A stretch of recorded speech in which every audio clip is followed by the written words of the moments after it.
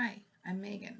Welcome to today's live reading from Insatiable Darkness by L.M. Preston, presented by Itsy Bitsy Book Bits. Join me for Chapter 1. I can't believe he moved us here. She popped the bubble gum she held firmly between her teeth before popping it again. This was nothing like New York. Her father must have been paid a lot of money to move them to this country town in the middle of nowhere.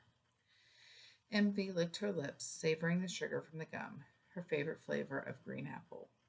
She leaned on the tree and tapped her finger on her thigh while all the kids entered the school.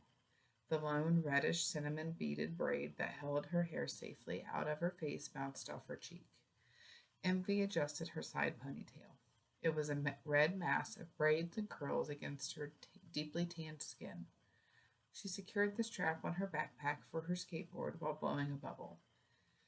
EmVee pouted her full lips as she watched the handful of football players clown around, then enter the open door. They were a delicious fighting bunch, eye candy for sure. Not like she was used to at all, giants compared to the boys from her former neighborhood. What are they feeding these guys here?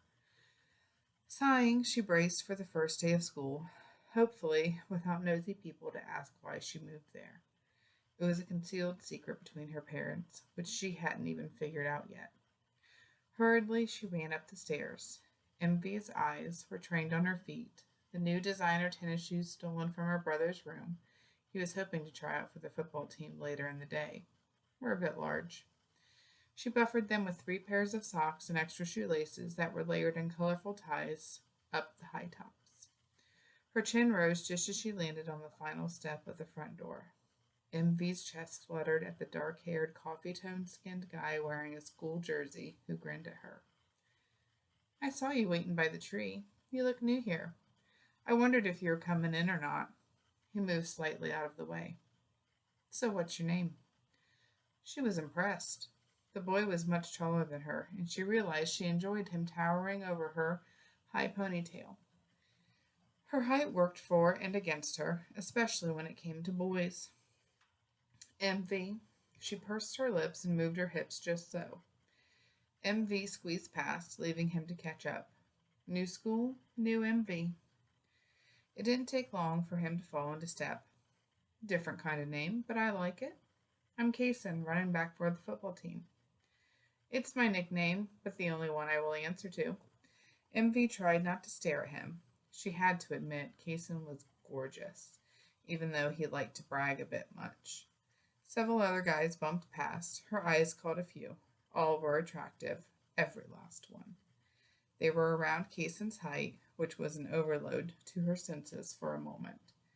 She bounced her appreciative gaze from one to the other before stepping back into Kayson's firm chest. Many of the boys were wearing a jersey or cap showing off their sport and school name. What were the odds that so many prime athletes would be at the same place at one time? Was it some sort of first day of school ritual or joke? Excuse me, EmVee muttered as Kayson's hand rested on her shoulder to steady her. EmVee jumped forward at the tickle of static electricity that bloomed under his touch. None needed. I liked it, Kayson chuckled. Well, where's your first class? I'll take you there. EmVee stepped around a small group of students rushing to class. It separated her further from Kayson's towering presence. He hopped in front of her, walking backwards as she spoke. Your class? He smiled. Where'd you say it was? EmVee halted. Her bracelets jingled as she placed a hand on her hip. I know where it is. My parents made me go to orientation last night. Not many new kids were starting, so I had a private tour by the principal. Kayson laughed. Sorry for you. Well, if you're good to go, maybe I'll see you at lunch. EmVee shrugged and fought to give off a nonchalant air, a little uncomfortable with his direct eye contact. I have the last lunch of the day, so maybe not. Well, newbie, that's the most popular lunch, and yes, all the football players will be there. Just great, EmVee mumbled against a spark of excitement that bubbled up inside her. Kayson winked. I knew you'd come around. See you then. EmVee waited until the crowd of kids enveloped him before she searched for history class. She stopped at the doorway and was pushed slightly by another student going to their seat. The class resembled a small replica of a museum.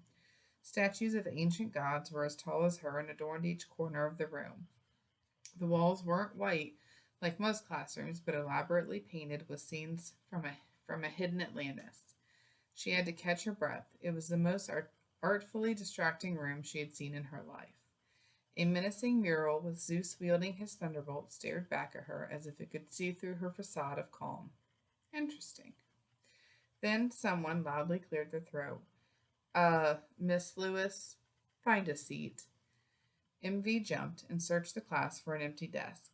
She rushed to the back where a goofy red-haired girl practically hopped in her seat. Great, another firehead in her class. It was rare to see others with the quality. Frowning a bit, EmVee ignored the girl and sat down. The teacher started to lecture about the rules of the class, and EmVee relaxed back into her seat. Psst, the red-haired girl next to her called. EmVee ignored her. I'm Megan. EmVee nodded. What her problem was, she didn't know. EmVee didn't like her. The girl seemed a bit extra. I heard you were new here. You didn't ride the bus, but I saw you coming from the block next to mine. Okay. EmVee trained her eyes on the teacher, hoping the girl would get the hint. I'm Megan, by the way. The only vacant house on the street is haunted. So I guess your family was the lucky ones to move in. The girl smacked her teeth. After they cleaned it up. EmVee almost choked on her tongue at the last comment, but decided to keep up the nonchalant act so the girl would be quiet.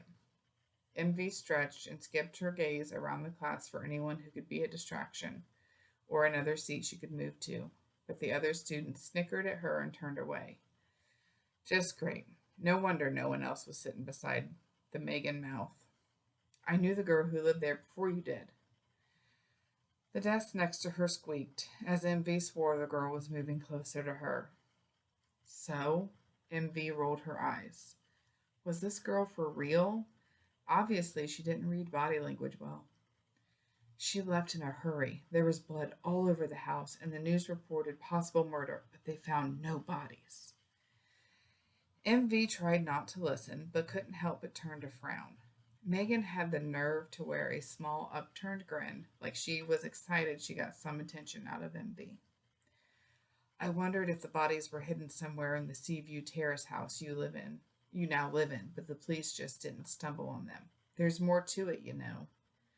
The girl held out her hand and placed it on the edge of EmVee's desk. EmVee bit her lip and flicked an irritated glance at the girl's red-painted nails tapping on her book. And why are you telling me this? The girl was trying to scare her. Likely, Megan was lying. EmVee knew the type. Attention hogs who thrived on getting a reaction out of anyone who would fall for their hook lines. I just wanted to warn you to be careful. The girl, Pearl, who lives across the street from you, trouble seems to follow her, you know. What about you? Are you trouble? Nope, just an informer. My friend and I are meeting with some of the football players after practice at Club Fixation. It's a club in town. Can you come?